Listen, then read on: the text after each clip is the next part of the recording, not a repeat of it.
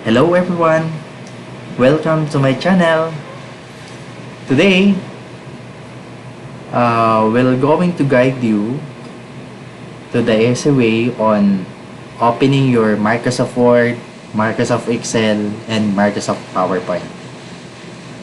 Let's get started. So let us start in Microsoft PowerPoint. Step number 1. Okay, press on your keyboard Windows R, and here there is a command prompt pop up on our screen. Just key in Power ENT and yes, hit enter.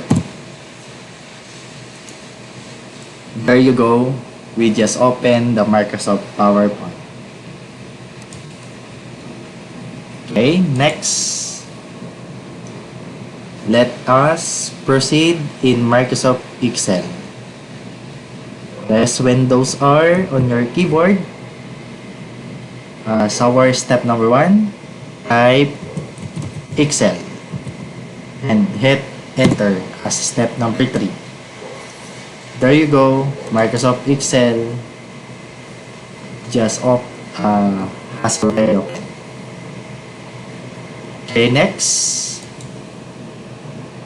let us proceed in the last one, Microsoft Word. So, step number 1 again, on our keyboard, press Windows R and key in WinWord and hit enter, step number 2.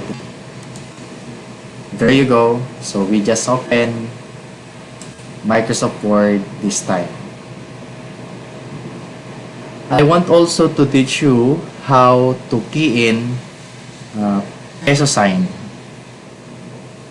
in these 3 productivity tools. Right now, I will use Microsoft Word for demonstration. To do this, okay, you must simply type the following. So, just type 20 B1. Okay, 20 B1. I will increase the font size and press on your keyboard. Okay, Alt X. There you go. It's a sign. Okay, shown on our screen. So that's it. Again, this is the this is the thing you would like you will type, no? Okay, 20 B1, then press on your keyboard alt key,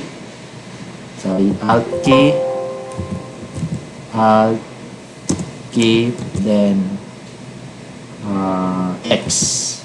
That's it, and will automatically provide you peso sign in Microsoft Word. That's all for today.